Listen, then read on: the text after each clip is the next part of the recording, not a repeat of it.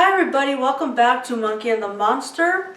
Today we're going to be talking about Teen Wolf Season 5, Episode 15, and the episode is called Amplification. What a crazy episode this was. From the very beginning to the very end, I had chills. I was so excited. I literally had to watch this a couple times over and over just because it was that good of an episode. So let's just jump right in. The beginning of this episode was action-packed.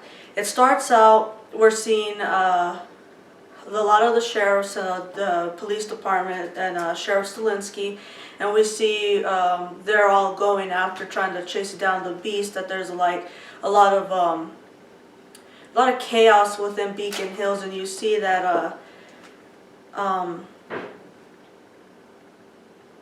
see a lot of crazy things going on in Beacon Hills right now. The beast is on the loose. Obviously, he's tearing apart areas, and there was reports of an animal attack. So they're all chasing down the beast. But Styles and Scott are too chasing down, and it's funny because you see on this scene, Styles he's on the radio, like the police radio, whatever that would be called, I'm not sure, but he's on there and he's talking and he's like giving like orders and stuff, and you see Sheriff Stilinski telling him like, get off the radio, Styles, and he's trying to give some orders.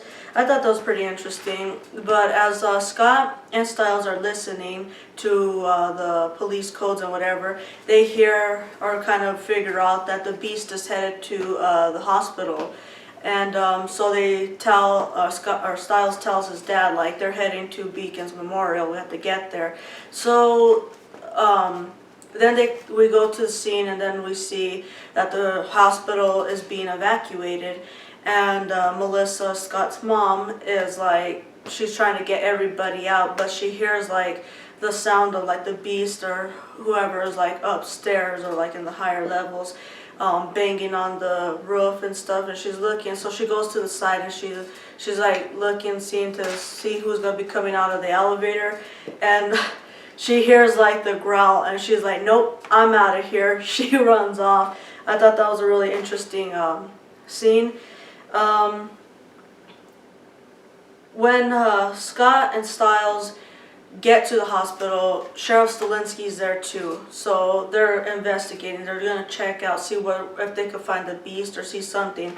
So they hear like the noises, and then they like fourth floor, I think Styles says. So they go up there, and as soon as they walk up, they see the hellhound or Parrish come flying from the side and crashing into like a wall. And they kind of creep around the corner, and they see like there's all kinds of fire and stuff up in that area, and the hellhound's missing. And they kind of snap Parrish out of his trance, being the hellhound, and he's like all burnt up and stuff. And as they turn around, Scott sees the trail on the floor of where the beast was, and he sees like the paw prints, and it gets from bigger and then smaller, and eventually it leads off into like a trail of human feet prints, and it's like shoes. So I thought that was kind of interesting. I don't know about many people, but I'm led to believe those are like those Converse Chukka shoes. Those like the Chucks. Because on the bottom, like at least on my Converse shoes, I noticed that same like triangular kind of diamond-shaped pattern, and I kind of seen that on the prints. I don't know. It makes no sense to really talk about that, but I don't know. I just thought that was kind of interesting. The next part, we see that Scott and Styles are at the animal clinic, and they're there with Deaton, and Deaton's describing and telling them what Dr. Valak is planning to do, a practice that he's been doing, and where Valak goes in and he drills a hole on his patient's head, the supernatural patients, and that would be his way of heightening whatever it is that they do, whether they're a banshee, a werewolf, a coyote, wherever they are, it heightens their emotions, their feelings, their powers, essentially. And Deaton, I don't know how he has these pictures, but he does. But he's showing them proof and showing them all the different people that Dr. Valak has actually worked on. And we're seeing then that every patient that he's had has died. So it's scary because, of course, Lydia's in Eichenhaus. Lydia's the one he's going to be working on that night. So automatically red flags go up. They have to do something to get her out. And what I thought was really interesting was Deaton, when talking about Lydia, said that, quote, it will enhance the supernatural level. And he says it's equivalent to a leak in a nuclear reaction, meaning that Lydia's abilities were so heightened already, it was pretty exceptional, that if Valak were to do this, it would essentially be dangerous for not only her, but for those around her, because she will cause a major reaction in her dying scream. She can essentially kill other people with her, other innocent people. So I thought that was really interesting. It's very intense, that scene, and I don't know. So then we go on and we see, of course, the pack meet, that was what I like to call it, and they plan. Styles and Scott give out this plan that they're gonna break into Eichenhaus. Inside Eichenhaus, they're gonna deactivate the system, or reboot the system, sorry, so that they could get past the gate, so that they can get Styles to Lydia, because he's the only one who could go past a certain gate, because they have the mountain ash there, and as we know, supernatural creatures can't essentially get past the mountain ash. So it would have to be Styles to go in. He would have to then get Lydia, and they'd have to get out. But that's where we see last episode, Styles stole that identification card off the Eichenhaus worker. This episode, we see that he's going to try to put it into use. So that's why they need to reboot the system at Eichenhaus, so that the cards will be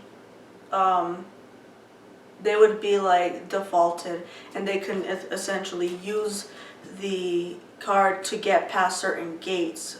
But in order to do that, they were believing that Kira could somehow draw energy from the electrical system in Eichenhaus to cause the reboot, or what they called was the brownout, not a blackout but a brownout, so that way they don't have the system go into override or anything like that, so they could actually get around and doesn't turn everything off. So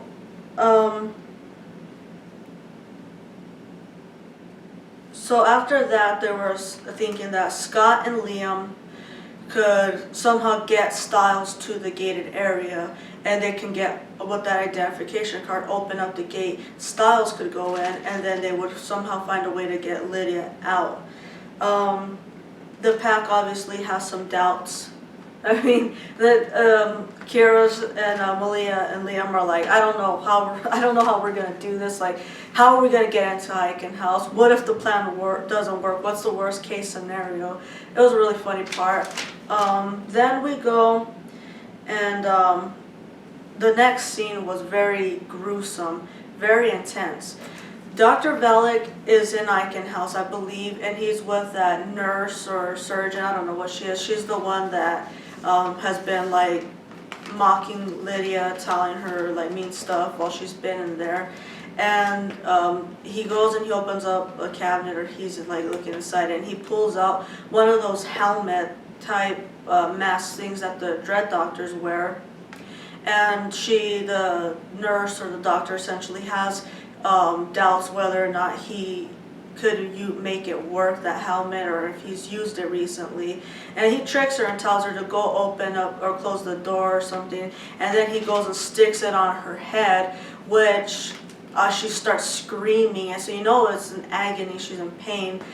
I want to know if he's creating more Dread Doctors, if what his plans are for that, because that was really scary to me. Like he just basically took over this woman, and I don't know what it is that those masks or those helmets do, but it was really, really gruesome. I'm wondering if her screaming is due to like the glasses or goggles part of the mask, where in last episode Malia put on those goggles and it had those spikes that went into the face, and then she opened her eyes. That kind of reminded me of what this nurse did this time, where she has the mask on and she's screaming, and then it shows her open up her eyes and she stops screaming. I wonder if maybe she's seeing things now, if that's what that whole scene was about. It was really, really gruesome. So then we go and we see Kira and Malia, and they're trying to help. Malia's trying to help Kira learn how to use her powers, because Kira doesn't know how to use them yet. And it's funny because Kira's talking, or they're like going back and forth about how Kira's been able to use her powers in her past, and she says it kind of just happened. And then Malia tells her, she says, so you've never worked for anything and you're just a cheater? And she's like, no. But I thought it was kind of funny. I like that this episode brought back a lot more humor. While they have still like their heavy and dark concepts, we still get a little more humor to lift it up a little bit. And I like that. I really enjoy that. As I was saying last episode, I feel like they need to bring back a little bit of that. It's funny because in the same scene, Kira's like, she's holding those two little like wires, and she's trying to make the light bulb like turn off or lower, but instead she accidentally makes it go brighter and brighter until it pops. And then she's like, I don't think it worked. And then Malia pulls out a piece of the glass from the light bulb, and she's like, nope, I don't really think so. And it's funny because towards the end of the scene, Kira has like all kinds of like broken glass everywhere and stuff, and she's right there, and she goes, she tells Malia, so can I ask you a question? And Malia's like, no. And she's like, did your mother really try to kill you? And Malia goes and tells her, did your mother really try to leave you alone in the desert with skinwalkers? And then they go back and forth. It was pretty funny, but Malia then tries essentially to encourage Kira on being able to use her abilities or to perform or whatever she has to do. She's trying to encourage her, telling her, you can do this. And as they leave and stuff, we see in the same classroom by the whiteboard, Corey steps out, but we didn't see him because he can make himself invisible. So obviously Theo's pack is still up to no good. And there was another pack meetup. I believe this is at Scott's house, if I'm not mistaken. I think it's Scott's house. And Scott, he's trying to encourage Kira that she can use her powers, that she'll get a hang of it, that she'll learn it in time to save Lydia. And he looks at the pack and he's like, do you guys not believe in her? Can you encourage her, basically, he's saying. And Styles is like, yeah, I was the one who thought to have you do this. And Liam was like, yeah, I believe in you. And Malia, of course, is looking around like, what? Like, am I supposed to believe she can do this? Like, am I not the one who had glass stuck in her head today, who was wearing goggles the entire session, trying to help her? And it's funny because in that episode, Styles, he pushes for Malia, or pleads for her to encourage Kira, and he gives her a look like, please, for me, can you do this? Like, and she's like, okay, well, she's like, yeah, I believe you can do this. Like, yeah, you can. I don't know, to me, it kind of like, it gave me like a feeling like maybe she was like feeling encouraged to help Kira, or like just like she wanted to have like encourage Kira because Styles asked her to, and they kind of exchanged some looks like they like something was different in the way they were looking at each other in this short scene. And I don't know, maybe they're gonna play with getting them back together. I'm not sure. I hope so though. But that's what at least what I'm getting from that scene. And I thought it was a really good scene overall. And at the very end of that, Kara looks at them and she's like, "You guys are crazy. We're all gonna die." And I just thought that was like pretty funny. And so we finally get to the Icon House break-in scene, and Malia and Kira get in because there's some, I think they're doing a tour there, I'm not sure, but it's at night. Okay, so they get in, and while all the people are walking, they kind of sneak off to the side of like the door or like a room or an area and stuff to hide out until they can like essentially get inside the electrical room. And we see Parrish, he arrives at Icon House and he's driving one of the vans, and he has like body bags in the back, and he's telling the guard that he needs to transport the bodies to the morgue there because of all the bodies that the beast killed, like all the people that the beast killed, the bodies need to be put somewhere, but they don't have a place to put them. So Parrish convinces the guard to let him go through and to put the bodies inside the morgue.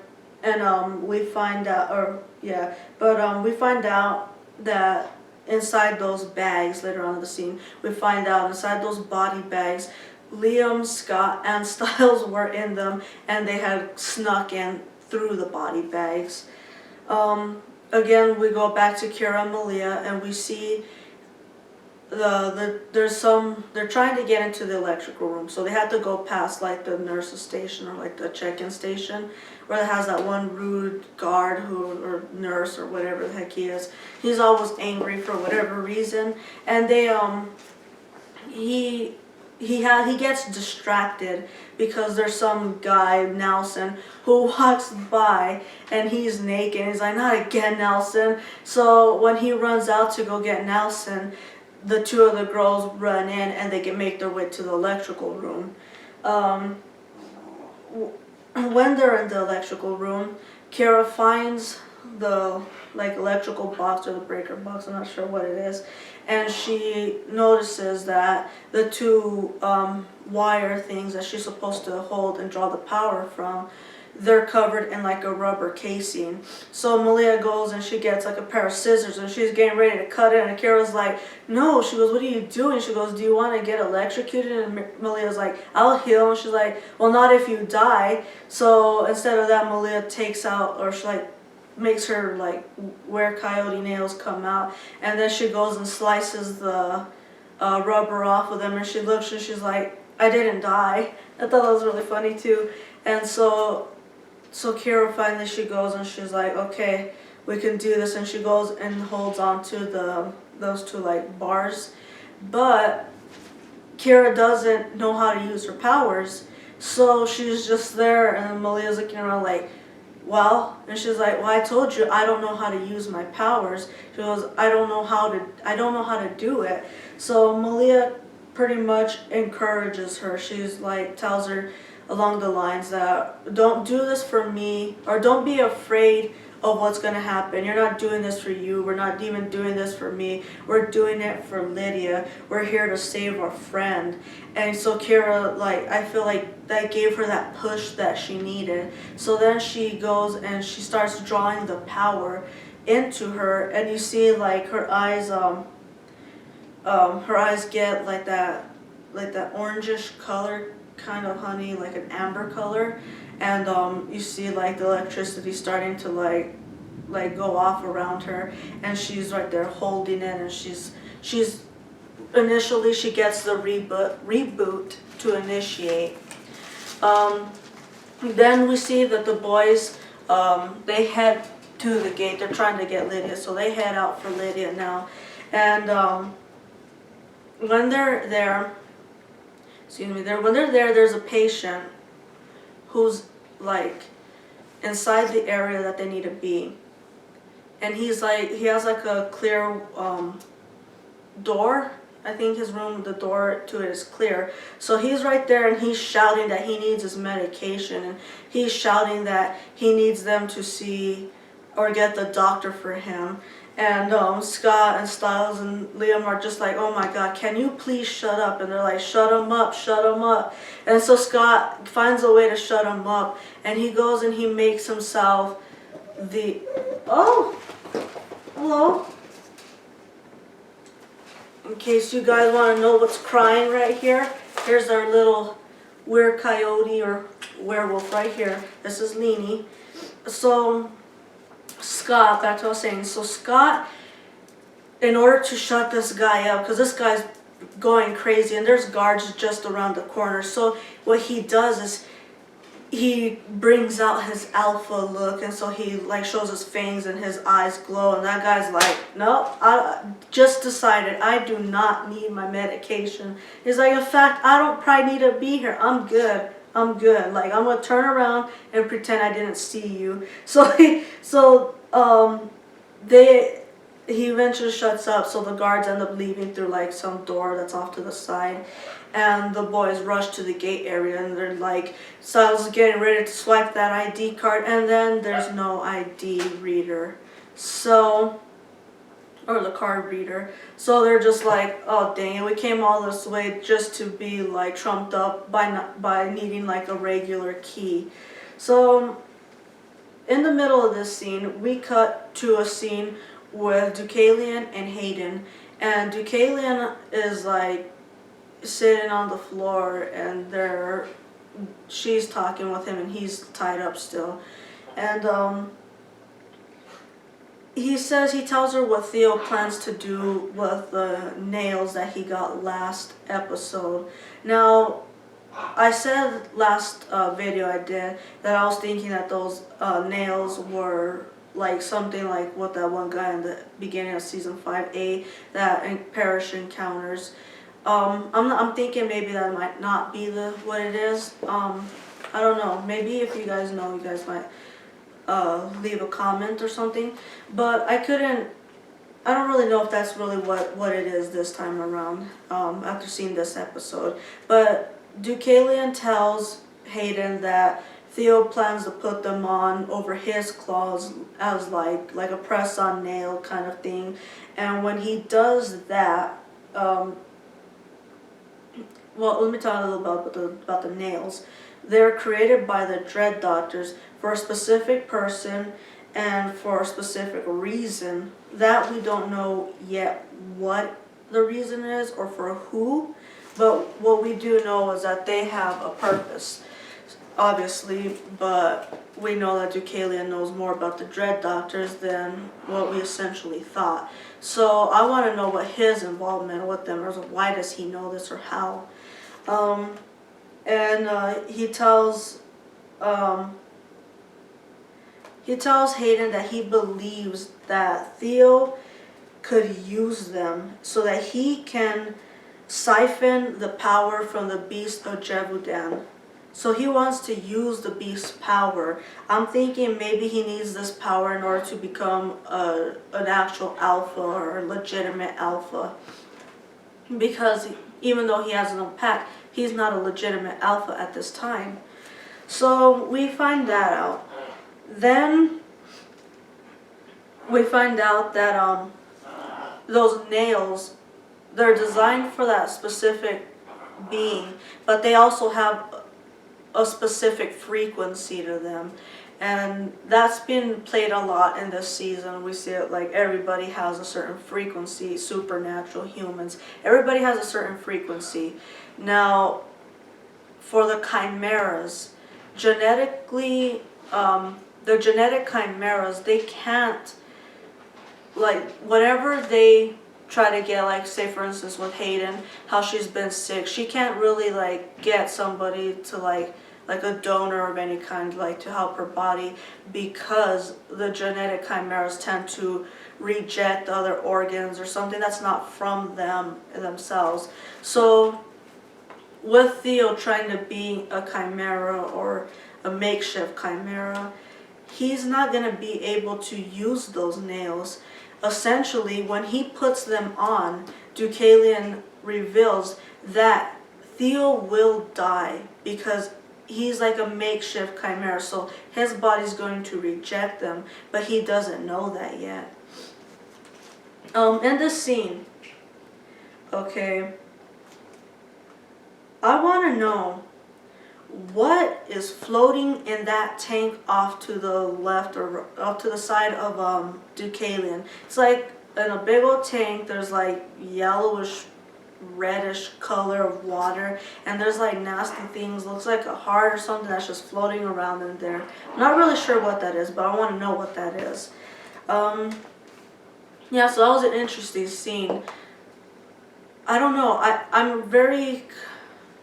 I'm conflicted because I don't like Theo, but I question, do I want Theo to die? I don't know. That's something to be debated. Next we go back to Eichenhaus, so we see the rest of what's going on.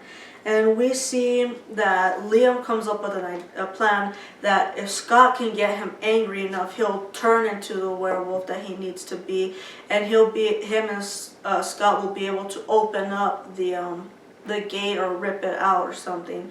So he's telling Scott, Liam is telling Scott, hit me, I need you to hit me. And Styles is right there on the side, and he's like, hit him, hit him. He's like, do it. And he's like he's like shouting out different things to make Scott mad, to want to get Scott to hit Liam. And he's like, remember, he also left you for dead. And Liam's like, yes, I left you for dead. So Scott finally starts hitting Liam. He's going off on him. And you hear Scott in the back going, yeah, like, do it. And Scott asks Liam, he goes, are you angry enough? And then, or are you finally angry? And Liam, like, he looks up and he has his glowing eyes and is like, yes. And then Scott is like, me too. So they go to the gate and they're trying to pry it open and get it open. They actually do get it open. I think their combined strength just tore it off the hinges. So it's time. Styles runs in. He's headed straight in for Lydia. When he gets in there, okay, when Styles gets into Lydia's room, he sees she's laying on her bed. She's a little conscious, so she's not like when he's seen her before, not waking up. So this time she's awake. But she already has the hole drilled into her head, and she's bleeding out on the blanket, and she's pleading with Styles. She's saying, Styles, get out of here, you have to leave. And he's telling her, no, I'm not leaving without you, I'm not going to. And she tells him, you're going to die if you stay, all of you. I think at this point she knows what it is that she's going to do. I think she knows that she might be dying, and she knows that her powers essentially is going to kill them if they stay. Or I believe, that's what I'm getting for this. And we hear that Dr. Velik is making his way to Lydia, so Styles runs off to the side and he's hiding. I'm not exactly sure where he's hiding at, but we see that he's like on the rooms right here, and he's like on the side over here, and he's like hearing them. So we go back to the scene and we see Malia and Kira, and they're trying to like find a way out, but guards are coming into Eichenhaus, so they're kind of just stuck inside they're stuck inside that electrical room for now.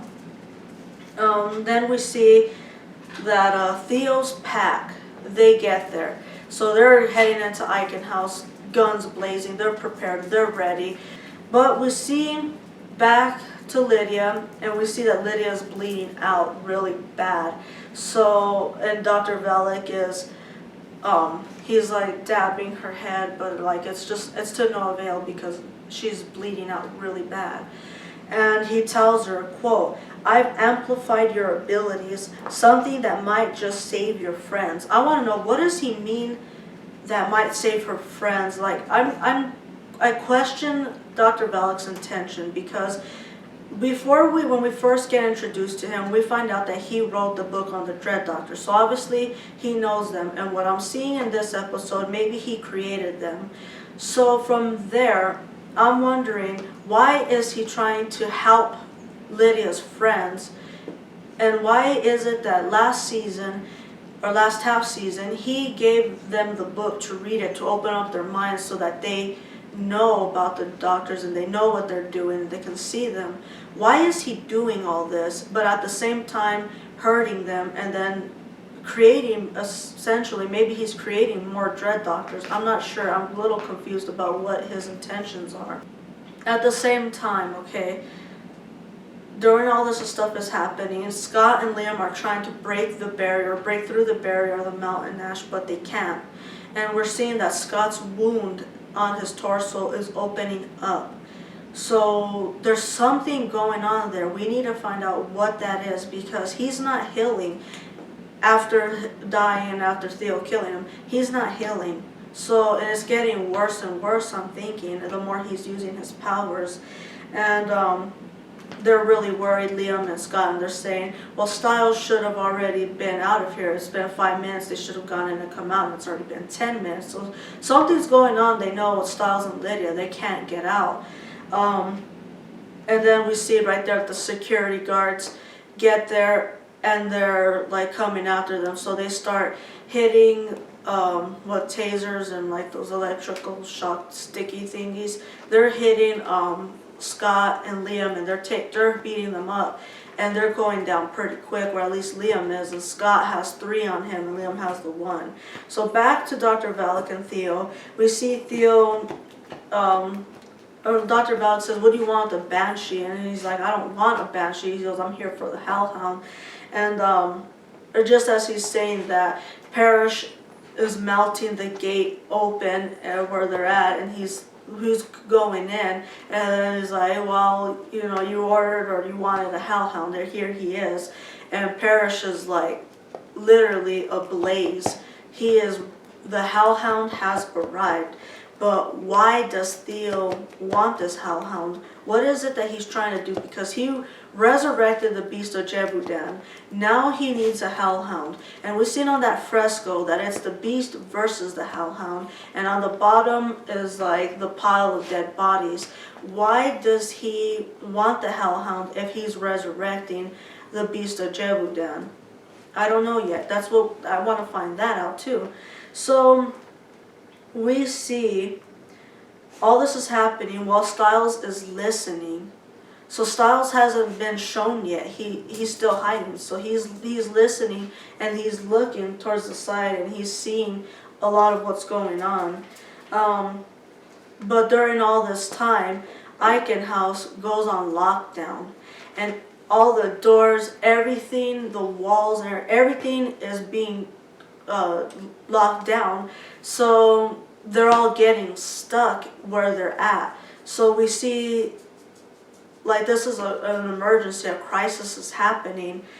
But we're looking, and Malia and Kara are trying to leave, and they get to the morgue, but none of the pack are in there. And when they try to like get out of the room, Malia gets electrocuted and tossed back, and we see Kara, she's starting to get like electrified, and like all the electric bolts are like flashing on her body and stuff. So it's starting again, and we're seeing that something's gonna happen, something bad. So to go back to the scene, and Scott is fighting with the guards, and so is Liam. Liam's getting tased so bad that he's spitting up. He's on the floor. I'm panicking at this moment. I don't want none of them to die, but it looks like the guards aren't gonna stop until they've killed them or something. And Scott's getting like, he's the same thing as happening to Scott. He's being taken down and electrocuted. But I see that Scott looks up and he sees Liam is about to die.